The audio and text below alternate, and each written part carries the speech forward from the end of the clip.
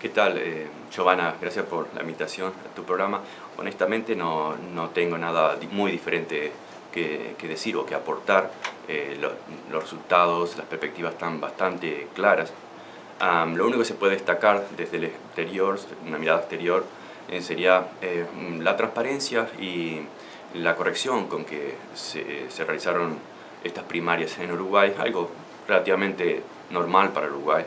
Y excepcional en muchos aspectos en el mundo. Son de esos detalles relevantes que generalmente uno no aprecia cuando está dentro de esa realidad. Ahora, ¿qué podría ocurrir para el balotaje? Si se mira crudamente, se tiene que el Frente Amplio no llegó a ese deseable 43% de los votos y esa diferencia de 3% que obtuvo, es decir, casi el 40% del total del electorado, produjo una suerte de decepción o depresión dentro tanto de los políticos como de los seguidores del Frente Amplio, del oficialismo, y al mismo tiempo, consecuentemente, una gran euforia dentro de los restantes 4 o 5 partidos de derechas, de conservadora del resto del espectro político uruguayo, que, aunque el mayoritario Partido Nacional de la oposición llegó a 29, sumado todos ellos, que son todos de derecha o extrema derecha, sumarían un 60%. Y cuando digo extrema derecha es porque, hay, como en todos los países, pero en Uruguay también hay extrema derecha y extrema izquierda. La única diferencia es que siempre están más o menos contenidos por un determinado formato constitucional o una determinada práctica cultural. Y por lo tanto, aunque sean ideológicamente de extremas, no se traduce luego en la práctica. Pero claramente la novedad que es Cabildo Abierto de Manini Ríos tuvo relativamente una buena votación y se constituye en la novedad y en el optimismo de esa extrema derecha. Sin embargo, debemos recordar que en Uruguay esa extrema derecha nunca desapareció, por lo tanto para mí no es ninguna novedad, está dentro de ese margen de un 10, un 15%, generalmente con tendencias militaristas, que es muy típica de muchos países latinoamericanos. Recordemos que los ejércitos de Estados Unidos o de Europa, como el francés, etc., siempre han tenido una tradición de conquista imperialista hacia el exterior. En el caso europeo en África, en el caso de Estados Unidos con decenas de intervenciones desde el siglo XIX en América Latina. Y por lo tanto, como una especie de simbiosis, los ejércitos nacionales latinoamericanos se especializaron en cumplir el resto de la función, es decir, no hacer guerra hacia afuera, sino mantener controlada a la población que en ciertos momentos va a demostrar su inconformidad en cuanto a ese sistema que naturalmente favorecía a la extracción de commodities en América Latina, especialmente en los países andinos, aquellos que tenían grandes poblaciones indígenas, mano de obra barata para explotar y recursos minerales, es decir, toda Centroamérica, la región andina, y en el caso de Chile, los minerales, obviamente, como Bolivia, etc. Entonces, esas condicionantes de entrada, de inicio, crearon fuertes ejércitos cuya especialidad fue la actuación interior, que se llamó de seguridad nacional para combatir las influencias exteriores, pero paradójicamente cumplió la función de facilitar las intervenciones no solamente de las grandes compañías extranjeras, sino a través de los ejércitos de las grandes potencias. Pero bien, dejemos eso un poco de lado. Pero si consideramos, por ejemplo, la tradición uruguaya, que siempre ha sido semejante en ese aspecto a América Latina, pero mucho más moderada, como casi todo lo que es en Uruguay es. Por ejemplo, si consideramos a Martínez una especie de Alberto Fernández, pero moderado, podríamos también considerar el caso de Lacalle Pou, un Mauricio Macri moderado, o Talvi, un Piñera moderado, o Manini, un Bolsonaro moderado. Entonces, eso es el factor común uruguayo. Y ese porcentaje, en el caso de esa excepcional o esa novedad de Cabildo Abierto, no es ninguna novedad. Viene a representar lo que en los últimos años, por ejemplo, fue el pachequismo en los años 80 y el millorismo en los años 90. Todos han tenido más o menos 2 o 3 senadores y unos cuantos diputados y se han mantenido en esa franja decayeron un poco en la última década, pero han vuelto a esa tradición. Por lo tanto, no veo que haya una gran novedad en el caso de Cabildo Abierto. Representan a un margen, una franja tradicional, conocida, conservadora, ultraconservadora en Uruguay. Por lo tanto, no creo que por ese aspecto sea una gran novedad.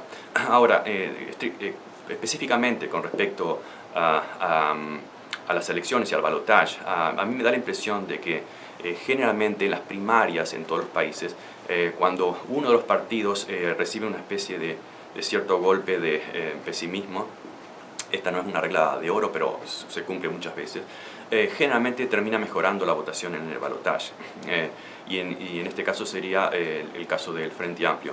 Las posibilidades de ganar son casi todas del Partido Nacional y de la coalición de derecha, en este caso, la coalición conservadora.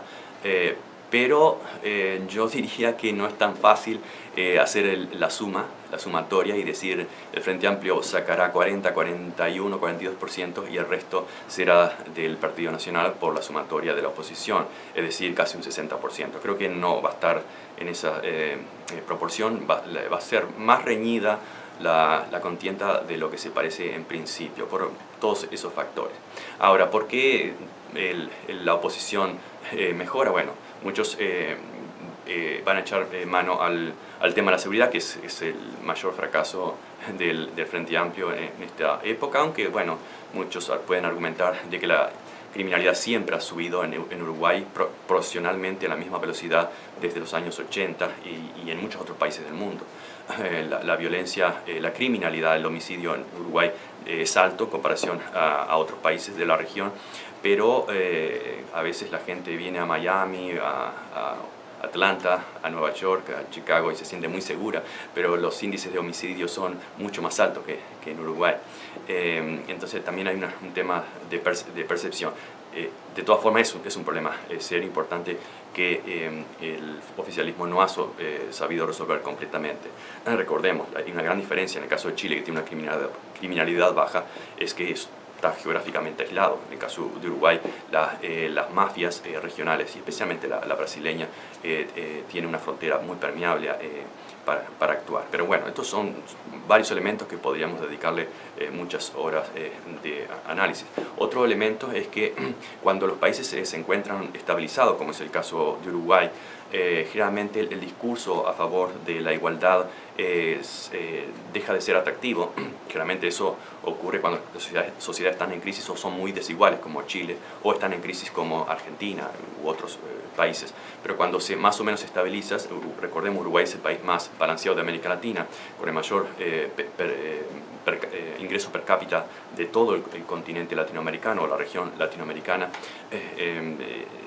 tiene la mayor clase media, etc. Es decir, hay ciertos elementos. Bueno, ha crecido 4% en promedio desde el 2003, 2004 hasta ahora, no ha tenido recesiones, cosa que ha sido rampante en Brasil o en Argentina, la crisis económica, etcétera, etcétera. Uruguay es un país pequeño, muy sensible a esos dos grandes vecinos y ha resistido bastante bien. Ahora, obviamente que hay un deseo de cambio y probablemente se deba, bueno, al desgaste natural del gobierno, pero además al factor que decía anteriormente: cuando las sociedades se estabilizan, el discurso de la igualdad que tanto insiste el Frente Amplio deja de ser tan atractivo y la gente quiere ser diferente, no igual. Porque en la diferencia está el éxito desde el punto de vista del individuo, no de la sociedad. Entonces aparecen otras narrativas que son más atractivas. Por ese lado, el Frente Amplio se está equivocando, creo, en este momento histórico, que no es dramático para nada, no es una gran elección que defina grandes cosas, pero sí, como toda elección es importante. Otro elemento es el que estamos en la cultura de las redes sociales, en el cual el pesimismo y la negatividad siempre son más efectivos que el optimismo o la esperanza. Y además, como no salimos de una gran crisis, por ejemplo, de una dictadura o de una gran crisis económica, el factor esperanza es muy débil, es un poco atractivo, aunque todos los políticos alrededor del mundo siempre hablan de la esperanza, etc. No quiero hacerla muy larga, pero bien concretamente creo que el Uruguay va a seguir siendo más o menos el Uruguay, es decir, con un perfil bastante moderado en muchos aspectos y con cierto mezcla de progresismo y liberalismo. Probablemente si el nuevo gobierno, supongamos que es el del Partido Nacional, procede como hizo Macri, desarmando la trama social de seguridades sociales, eso no va a crear ni más empleos ni más oportunidades de trabajo, sino que va a hacer un efecto dominó que antes que asumiera Macri lo dijimos de esta forma, comparándolo con la crisis y el modelo de los años 90. No es tan simple, un país no es una empresa, entonces no es simplemente hacer más competitivo y más efectivo, etc. Si desarmamos la trama social que por ahí proceden las grandes crisis económicas, y con una crisis económica o tensiones económicas es muy difícil, si no imposible, tener cierta estabilidad y por lo tanto cierta previsibilidad y por lo tanto una economía más o menos saludable. Entonces ese sería el aspecto, en el caso de que ganase el Partido Nacional, que debería cuidarse muchísimo de no insistir con ciertos modelos que han sido sacralizados, como el que los privados lo hacen siempre mejor. Sí, los privados lo hacen en muchos aspectos, lo hacen mejor, pero el gobierno siempre tiene un rol fundamental en nuestra época, en los últimos siglos de hecho, tanto en países desarrollados como Estados Unidos, como Europa, como países medio desarrollados como Uruguay o subdesarrollados como en otros casos. Y bueno, si ganara el Frente Amplio, que yo no lo descarto totalmente, pero sus posibilidades obviamente que son bajas, pero no lo descartemos. De la misma forma que no descartamos el triunfo de Trump, cuando todos se reían de que era una caricatura de personaje. Y bueno, hay algunos elementos que no se deben subestimar, psicológicos, de la dinámica social. Entonces, no descarto ninguno de las dos posibilidades, pero creo que sí, por eso mismo va a ser un balotaje relativamente reñido y tal vez con alguna sorpresa. Pero insisto, Cabildo Abierto no fue ninguna sorpresa ni es una gran novedad si lo miramos más allá de los 10 años. Y bueno, simplemente continuará esa tradición y nada más. Bueno, les mando un saludo a todos. Sé que estoy hablando a un público muy conservador, y que muchos estarán en desacuerdo con lo que digo, es natural, pero de eso se trata. No soy un político, por lo tanto mi función no es decir lo que el público quiere escuchar ni adular a nadie, sino precisamente lo contrario. Un abrazo y que siga todo bien en ese país tan querido.